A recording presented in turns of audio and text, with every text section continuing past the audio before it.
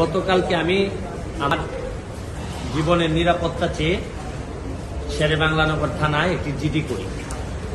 জিডির বিষয়টি হচ্ছে গিয়ে যে গত বৃহস্পতিবার সংসদে থাকাকালীন সময়ে আমার এলাকার যিনি অফিসার ইনচার্জ উনি আমার ফোন দিয়ে জানালেন যে স্যার আপনি একটু বাড়ি আসলে আপনার সাথে আমার একটু বসতে হবে, গুরুত্বপূর্ণ কথা আছে। তো শুক্রবারে আমি বাড়ি যাওয়ার পর উনি দুপুরবেলা আমাকে বললেন, আমাকে একটা মেসেজ দেখালেন যে উনাকে একটা লোক 2-3 দিন ফোন করার পর উনি যখন আমলে নিচ্ছিলেন না তখন উনারে একটা মেসেজ দেয় যে ওই লোকটা, অজ্ঞাতনামা লোকটা আমার সাথে দেখা করতে চায়, কথা বলতে চায়, দেখা করতে চায় না, কথা বলতে চায়। তো ওসি সাহেব আমলে নেননি। পরে যখন মেসেজটা দেখছেন, যে মেসেজের মধ্যে আছে দেখা যাচ্ছে যে একটা কন্ট্রাক্ট কিলার গ্রুপ যারা হায়ার করা হয়েছে তারা নাকি অ্যাক্টিভ, তার বক্তব্য অনুযায়ী। তো ওসি সাহেব আমারে উনার ফোন দিয়ে ওই অজ্ঞাতনামা ব্যক্তির সাথে ফোনে ধরাই দিল। আমি কথা বললাম, কথা বলার পর যে জিনিসটা ওরা জানাইলো আমাদেরকে, ওই অজ্ঞাতনামা ব্যক্তি সে নিজেকে আইডেন্টিফাই করতে চায় না, সে তার অ্যাড্রেস বলতে চায় না। সে বলে যে আমি নিজেও ওই কিলার গ্রুপের মেম্বার ছিলাম, যখন আপনার নামটা আসছে আপনাকে হত্যা করতে হবে, তখন আমি বলছি যে না আমি এটা পারবো না, কারণ উনি ওই লোকটা সিলেটি, সে আমার কাজকর্ম সম্পর্কে জানে, এই জন্য সে কোনোভাবে রাজি হয় নাই। তখন সে বলছে যে আমার বিষয়টা হচ্ছে গিয়ে, তার বক্তব্য অনুযায়ী আমার বিষয়টা হচ্ছে গিয়ে আমি আপনাকে একটা ওয়ার্নিং দিচ্ছি, আপনি এই 2-3 দিন আপাতত ঘরের বাইরেই যাবেন।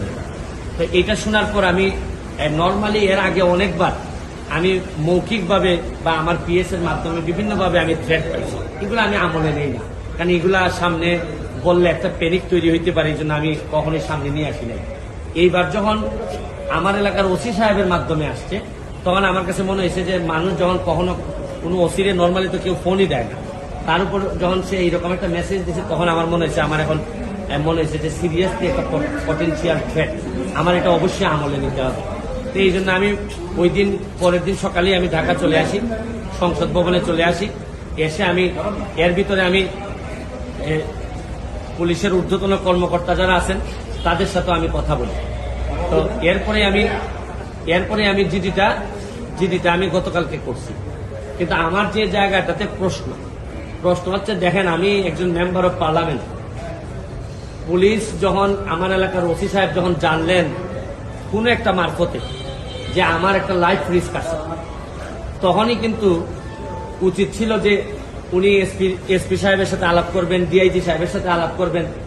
এটাকে আসলেই থ্রেট নাকি না কেউ বোগাস নাকি না কিছু, এটা তো আমার কাছে আসার আগেই এদের তদন্ত করে ফেলা উচিত ছিল। মানে আমাকে জিডি করতে হলো কেন?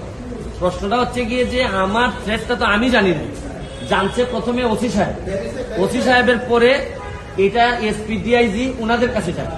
আমি জানার আগে ওনারা আমাকে প্রোটেকশন দিবেন, আমাকে পরে জানাবেন যে এই থ্রেটটা যেটা ছিল এটা রিয়েল অথবা ফেক।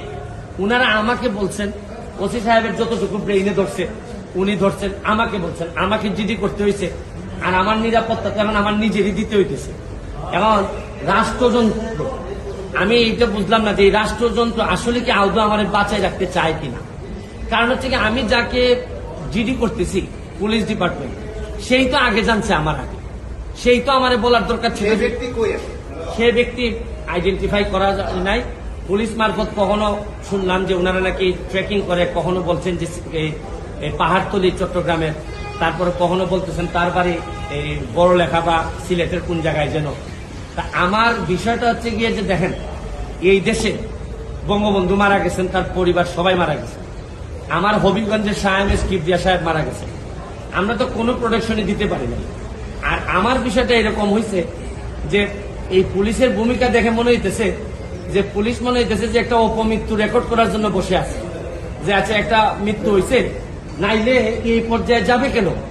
আমি কি করতেছি না করতেছি সব পুলিশ এবং এনফোর্সমেন্ট এজেন্সির নখদর্পণে থাকবে, কারণ এরা খবর নেয় না বলেই লোকগুলা মরে, আর এরা খবর নেয় না বলেই বেনজিররা এত ধনী হয়, এরা খবর নেয় না বলেই মতিউররা এত টাকার মালিক হয়। কারণ এরা তো থাকে কারে কোন জায়গায় বদলি করবে, কারে কোন জায়গায় জায়গা মতো নিজের লোক সেট করলে অনেক টাকার বাণিজ্য হবে, এইসব অভিযোগ এদের বিরুদ্ধে।